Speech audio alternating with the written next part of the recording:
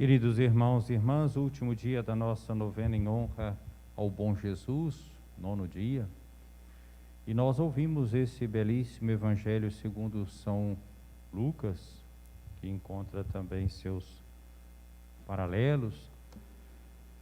Aqui nós vemos que Lucas também traz as suas acentuações. É impressionante a fé deste oficial romano, que era um pagão, alguém que não era membro do povo de Israel, e que Jesus elogia, né? Jesus fica alegre com a fé deste homem. Nós estamos chegando ao final da nossa novena, amanhã é o dia do Bom Jesus. Será que nós podemos dar a Jesus essa alegria de uma fé autêntica, como deste oficial romano? Jesus estava acabando de falar, entrou em Cafarnaum, e lá tinha esse oficial romano, que, segundo o Evangelho, tinha um empregado a quem estimava muito e que estava doente à beira da morte. Não é uma coisa comum, não é? Um oficial romano que se importava muito com um empregado que estava doente à beira da morte. Nós já vemos por aí o perfil deste oficial romano. É alguém que tem uma postura de fé caridosa, né? Ele se compadece, não é de um familiar, mas de um empregado que ele estimava muito. Provavelmente, eu fico até imaginando, quem sabe esse empregado provavelmente era judeu. Provavelmente ele devia ter ajudado esse oficial romano a conhecer um pouco da religião judaica.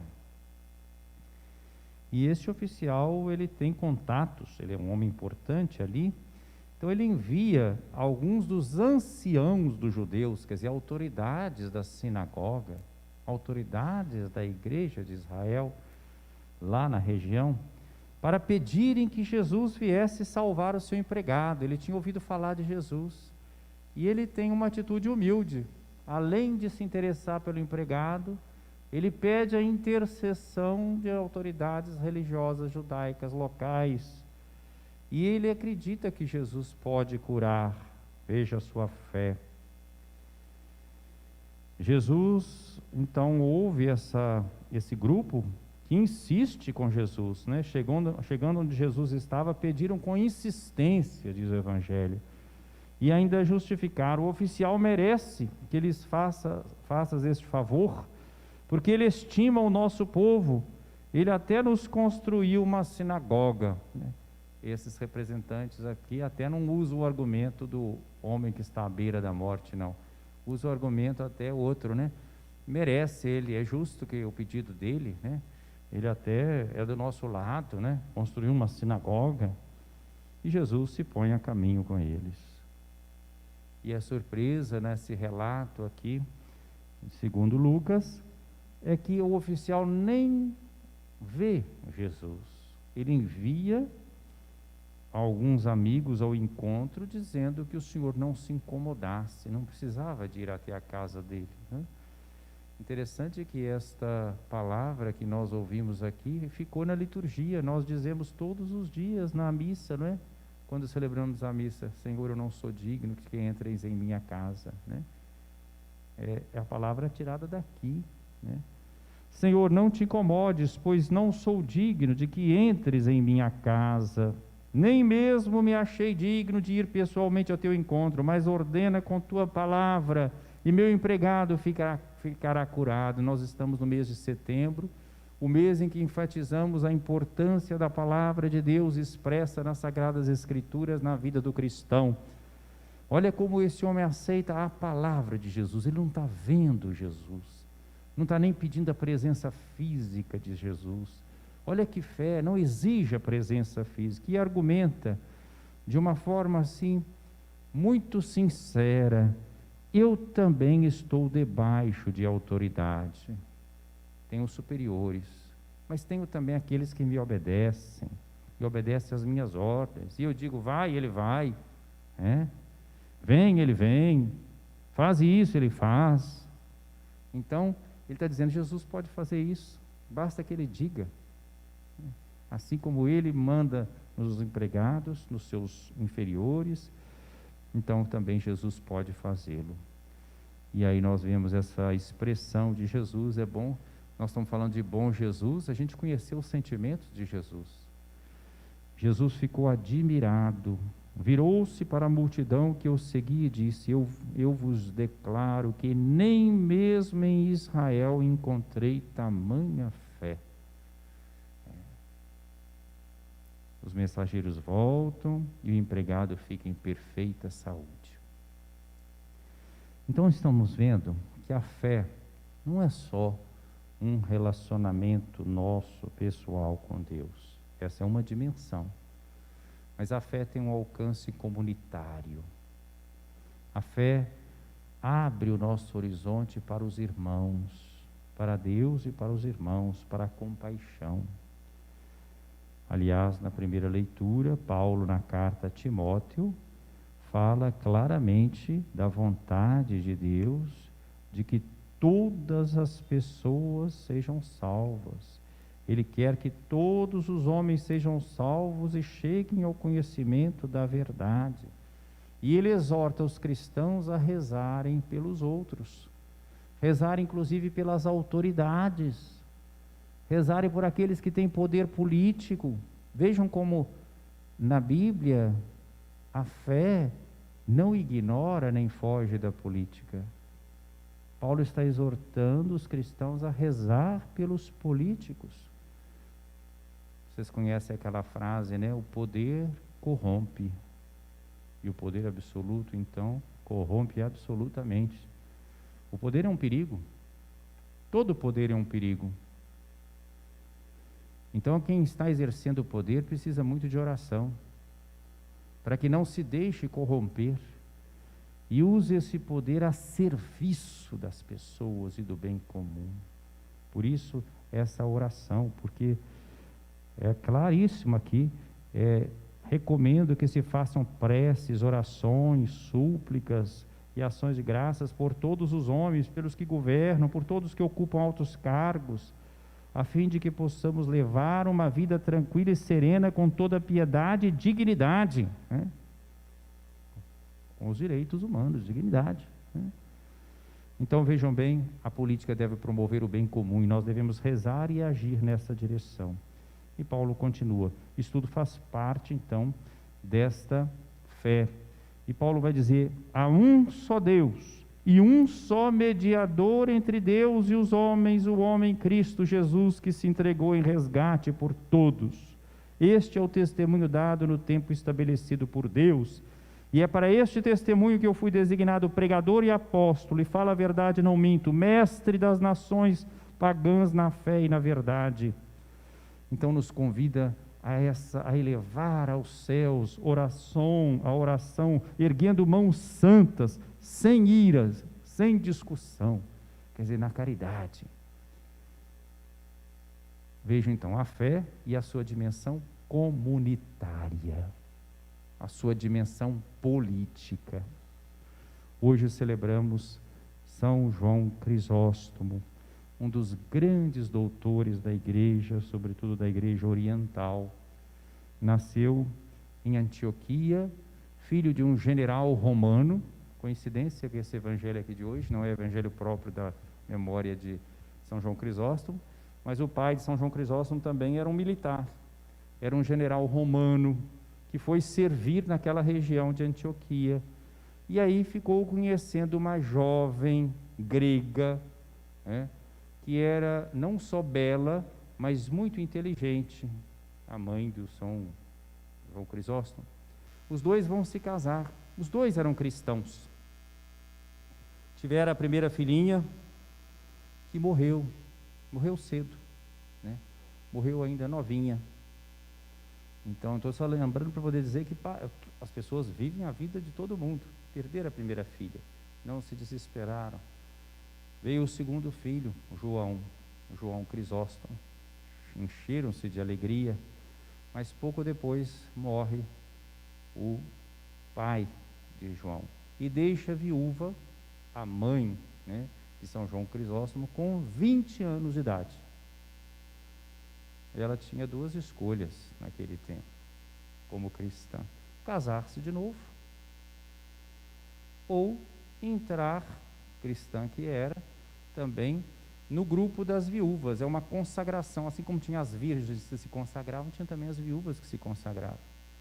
E ela fez essa escolha aos 20 anos de idade.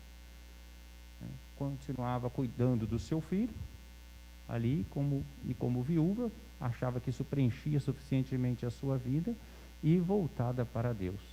São João Crisóstomo vai guardar sempre essa memória agradecida por esse testemunho da sua mãe, de cuidado com ele e de consagração a Deus. João tem uma boa formação, vai muito bem nos estudos. Não era como hoje também, que já era batizado desde criancinha, não eram batizados assim, eram batizados depois de adultos, tinha um catecumenato. Então João vai ter todos os estudos, termina muito bem os estudos clássicos. Aos 18 anos a mãe está naquela expectativa de que ele vai pedir o batismo, porque é aí que vinha, né? Mas ele adiou o batismo, né? Para a frustração da sua mãe. Ele já era um aluno brilhante, e ele, como todo jovem, viveu pelo menos 2 anos ali, ligado, não que estivesse fazendo nada de errado, mas não pedindo o batismo, mas vivendo naqueles grupos onde ele podia desempenhar também o seu talento, a sua eloquência, mexendo com teatro, com apresentações, coisas de jovens, toda a sua criatividade juvenil. Por 2 anos ele fica assim. Depois desses 2 anos, não era que estivesse com uma vida desregrada, não, mas coisas realmente no período da juventude. Depois disso, aos 20 anos, então ele pede o batismo e diz para sua mãe: eu levo a sério o batismo, eu vou ser batizado e vou ser monge. Ele é batizado e passa a levar uma vida de eremita. Ele tinha saúde frágil, a mãe até o aconselhou a não ir para aqueles lugares mais rigorosos que ele queria ir, de vida de eremita. Ele respeita então a mãe, vive essa sua vida ali, austera, mas mais próximo ainda dela, vai frequentando também ali eremitérios e formação, aprofunda seu conhecimento da Sagrada Escritura cada vez mais. Isso tudo vai ser muito útil. E depois que a sua mãe morreu, então aí ele achou que chegou a hora e vai mesmo para a vida monástica, eremítica, a mais severa possível, inclusive prejudicando bastante a sua saúde. E aí ele tem que retornar a Antioquia, lembrando inclusive da sua mãe. O bispo já antes quis ordená-lo, ele não quis muito não, espertamente apresentou até um colega que ele achava mais digno para o bispo ordenar. O bispo acolheu e ordenou também, mas ele adiou, né? Depois ele vai ali trabalhando e, por fim, diante de todas essas necessidades, depois que a sua saúde também já estava um pouco prejudicada pelos rigores da sua vida eremítica, ele então aceita o convite do bispo e é ordenado diácono e se torna um grande pregador ali em Antioquia. Quando acontece o concílio de Constantinopla de 381, é o segundo concílio ecumênico, o bispo, que é o Melécio de Antioquia, leva consigo o diácono, né, João, até Constantinopla. E ele vai ter então um contato com todos os representantes da igreja no mundo inteiro, naquela que futuramente seria a sua sede episcopal. Ele nem sonhava isso, né? Vai ter contato então com aquele mundo. Ele que foi sempre muito autêntico, um grande pecador e uma vida austera de oração e de compromisso com a pessoa de Jesus Cristo e com a palavra de Deus.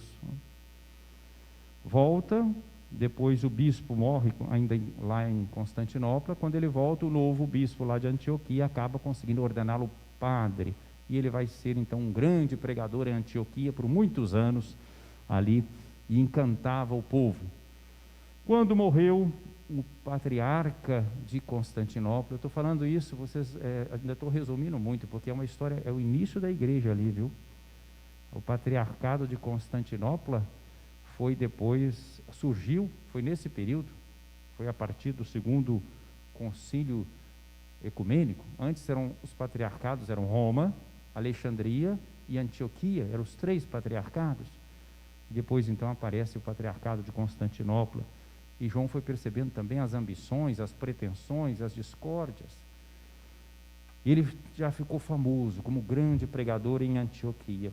E quando morreu então o bispo de Constantinopla, o patriarca, a corte do imperador que estava em Constantinopla, era a sede do Império Romano, não era mais Roma, não é?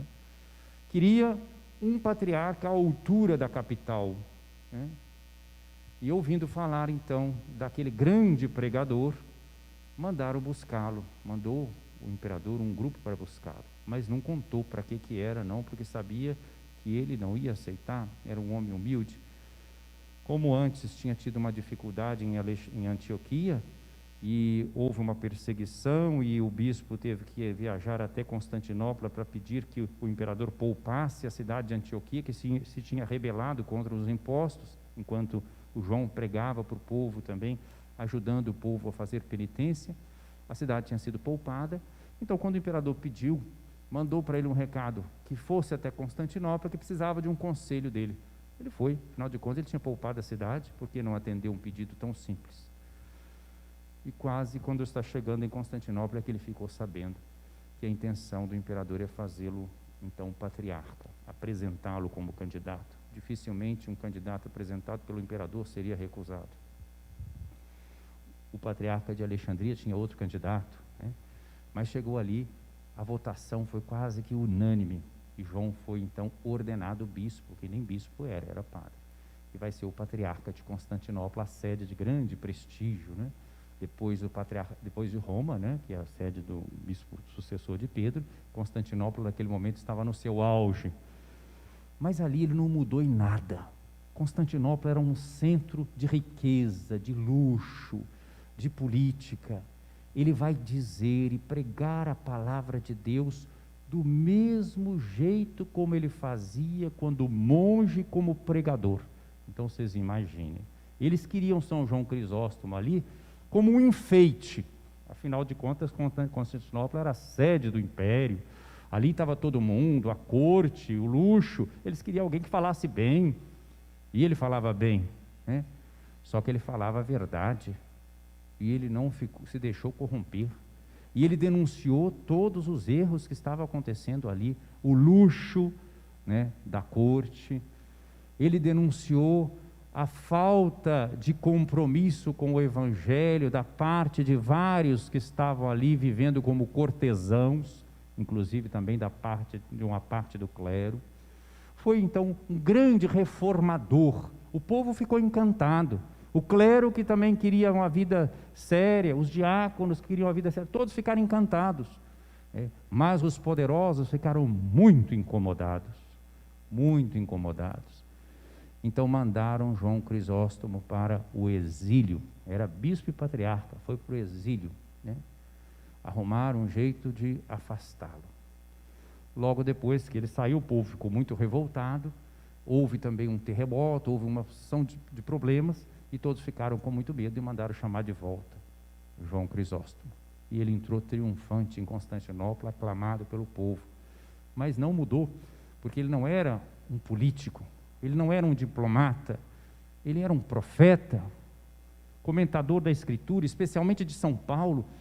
Olha, ele deixou uma obra escrita, só não é superior à de Santo Agostinho, que escreveu muito mais. Mas, inclusive, na Liturgia das Horas, nós temos vários textos de São João Crisóstomo, sobre a Eucaristia, sobre a liturgia, sobre o sacerdócio, sobre textos da Sagrada Escritura, especialmente São Paulo, sobre a questão da caridade, sobre a questão social. É impressionante o que São João Crisóstomo diz. É um homem muito completo. Ele tinha preocupação com a palavra de Deus, ele tinha preocupação com a liturgia, ele tinha preocupação com a caridade com os pobres, ele tinha preocupação com a missão. Parece até que essas inspirações que nós falamos hoje, casa da palavra, casa do pão, casa da caridade, casa da ação missionária, fosse dele. Não eram, mas era isso que ele fazia. E incomodou tremendamente a imperatriz Eudóxia. Chegou a construir uma estátua para ela e passou a se chamar Augusta, e ele não teve nenhuma na dificuldade em se opor e condenar isto aí também, né? E evidentemente foi para o exílio pela segunda vez, né? E definitiva dessa vez. Mandaram ele para longe, mas o povo ia atrás dele, então resolveram mandar ele para mais longe, e ele tinha que ir, não podiam pedir a cabeça dele. Ele chegou a falar assim: a Herodíades está querendo a cabeça de João. Lembra o episódio de Herodíades com João Batista? Só que ela não podia pedir a morte dele, então mandou para o exílio. E como o povo ia atrás, ele foi mais para diante e fizeram ele andar a pé, e ele morre no caminho, né? E seus restos depois foram levados, evidentemente, mais tarde para Constantinopla. É um santo, inclusive, que é uma ponte entre o Oriente e o Ocidente, muito respeitado tanto no Oriente como no Ocidente. Falo tudo isso para mostrar como a fé de São João Crisóstomo, que é um santo lá do final do século IV, início do século V, articulava perfeita fidelidade à palavra de Deus, compromisso social, vida espiritual, né? Tudo o que nós falamos hoje com o Papa Francisco e com a doutrina da Igreja. E ele é não só um grande bispo e santo, mas é considerado doutor da Igreja, ou seja, ele tem um ensinamento válido para toda a Igreja em todos os tempos, na fidelidade à palavra de Deus.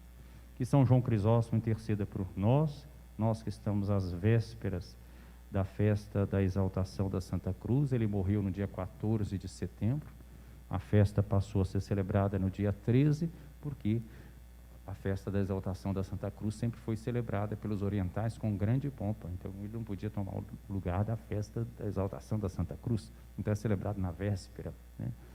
Que São João Crisóstomo nos ajude a nos preparar, não para uma simples festa litúrgica, mas para um verdadeiro seguimento de Jesus, uma fé que acredita na palavra do Senhor, uma fé grande como deste pagão que nós ouvimos do Evangelho de hoje, uma fé de quem reza por todos, de quem se interessa pelos que sofrem, de quem se compadece, uma fé feita de oração e de ação.